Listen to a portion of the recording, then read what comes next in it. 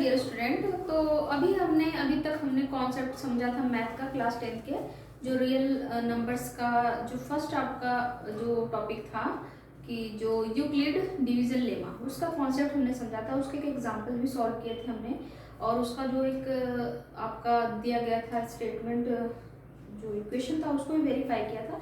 अब हम चलते हैं इसके एक्सरसाइज पे।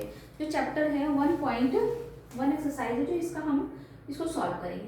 तो इसमें दिया हुआ है यूक्लिड डिवीजन। फर्स्ट क्वेश्चन है Euclid division algorithm to find the HCF of. इन जो एचसीएफ दिया इनका फाइंड आउट करना है आपका जो यूक्लिड डिवीजन एल्गोरिथम के बेस पे ही आपको सॉल्व करनी है। तो फर्स्ट आपका आता है क्वेश्चन है 35 एंड 225 है।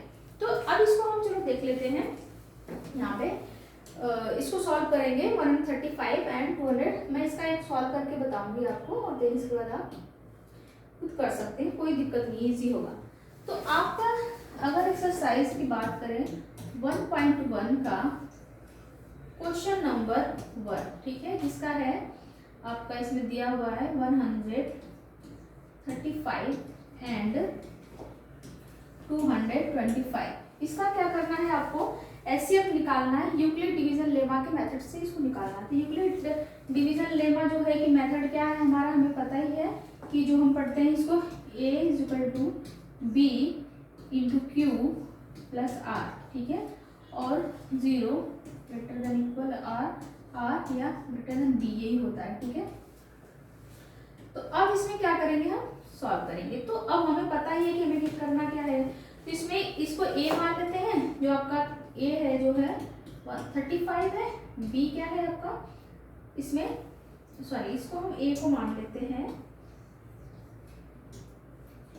ये होगा आपका 225, b होगा आपका 135, ठीक है। अब इसमें देखते हैं ये डिवाइडेंट है और ये डिवाइजर है। डिवाइजर 135 मतलब जो स्मॉलेस्ट नंबर है उससे हम लार्जेस्ट को क्या करेंगे, इंटीजर को डिवाइड करेंगे। तो जैसे आप यहाँ पे मैं करती हूँ प्रोसीजर, आप देखो, जब तक हम डिवाइड करेंगे जब तक कि हमारा रिमाइंडर 0 ना आ जाए।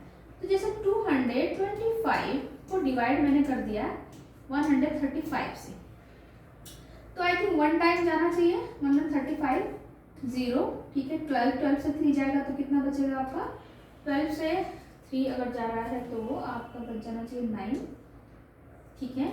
यहाँ पे 0 इस 90, तो 90 है तो आप देख सकते हैं कि 90 के बाद अब फिर 135 तो अब जाएगा नहीं, पॉइंट में जाएगा, हमें पॉइंट में ले जाना है, ठीक है इसे। तो अब हम लिख लेंगे यहाँ पे क्या हो जाएगा, जो इसका पहला रूल हो जाएगा आपका, देखो 225 = 135 आपका जो डिवाइजर था इनटू क्वोशंट 1 है, और प्लस रिमाइंडर क्या बच गया आपका 90 बच गया। ये फर्स्ट आपका बना।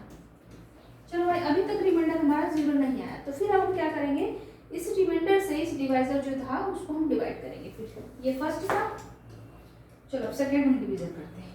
तो 135 डिवाइडेड बाई 90, तो 2 टाइम जा रहे हैं तो 180 आएगा। तो 180 का ज़्यादा हो जाएगा तो 1 टाइम ले जाएंगे। तो 1 टाइम जाएगा तो क्या हो जाएगा 90, यहाँ पे जाएगा 5, यहाँ पे हो जाएगा आपका 13 से 9 जाएगा तो कितना बच जाएगा 45 बचता है, ठीक है। तो अब यहाँ पे 45 या 90 थे तो जा नहीं सकता, तो अब सेकंड हमारा क्या बन रहा है आपका 135 = 90 मल्टीप्लाई बाई आपका हो जाएगा 1 प्लस रिमाइंडर आपको हो जाएगा 45। ये आपका सेकेंड वो बन गया, ठीक है। अभी तक रिमाइंडर 0 नहीं आया तो हम डिवाइड करते रहेंगे। फिर इसके बाद अब इसको हम डिवाइड करेंगे। अब मैं यहाँ पे कर रही हूँ थर्ड डिवीजन, ठीक है। ये फर्स्ट था, ये सेकंड था, अब मैं थर्ड कर रही हूँ यहाँ पे।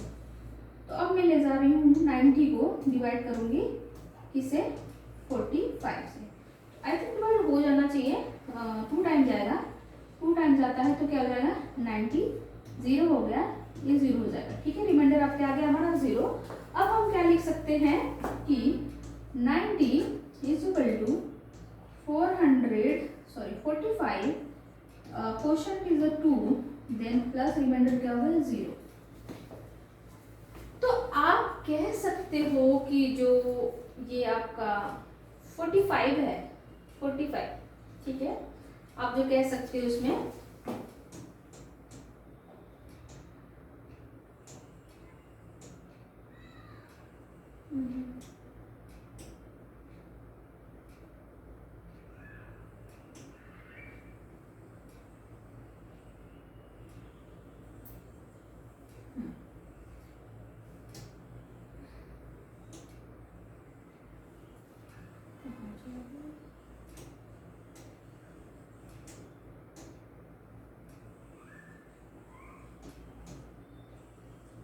यहाँ हम देख लेते हैं कि अब इसमें आप कह सकते हैं यहाँ पे 0 आ गया, तो यहाँ पे आपका 45 जो है 45, तो आप क्या कह सकते हैं, यहाँ पे लिख सकते हो LCM ऑफ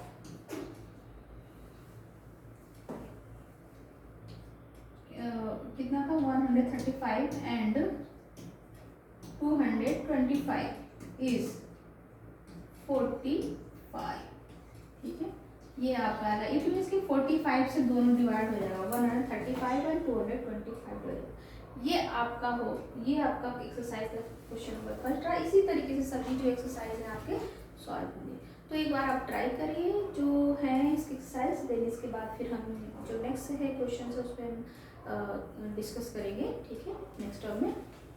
फिलहाल से आप देख सकते हैं, कुछ समझ सकते हैं, बहुत ईजी स्टेप्स है, कोई दिक्कत नहीं है। आपको ये जो है ये वाला आपका ये होना चाहिए। हाँ, एक चीज़ और वेरीफाई करना है, देखो आप इसमें जो बोल रहा था कि जो रिमाइंडर है 0 होना चाहिए या तो इक्वल होना चाहिए 0 के। तो देखो अब रिमाइंडर क्या हो गया, 0 हो गया कि नहीं हो गया। और पर रिमाइंडर हमेशा क्या होता है, डिवाइजर से छोटा होता है। देखो आपका जो डिवाइजर होता है, ठीक है, जो डिवाइजर होता है ये बड़ा है, ये रिमाइंडर 0 हो गया तो उससे मतलब कि इससे जो जब भी आएगा रिमाइंडर हमेशा डिवाइजर से क्या होगा, वो छोटा ही रहेगा, ये ख्याल रखना। जैसे यहाँ पे देखो ये वाला, इसमें देखो जो ये डिवाइजर है ये रिमाइंडर, तो रिमाइंडर छोटा है कि नहीं छोटा है डिवाइजर से। यहाँ पे भी रिमाइंडर देखो और ये डिवाइजर देखो, तो देखो डिवाइजर हमेशा ही रिमाइंडर से क्या होता है, बड़ा होता है। ये चीज़ हमें याद रखना है, ठीक है। तो अभी के लिए फिलहाल मैं इस क्वेश्चन को आप सॉल्व करें, इसी बेस पे सभी है। नेक्स्ट क्वेश्चन में फिर हम मिलेंगे आगे। ओके, इसके लिए थैंक यू।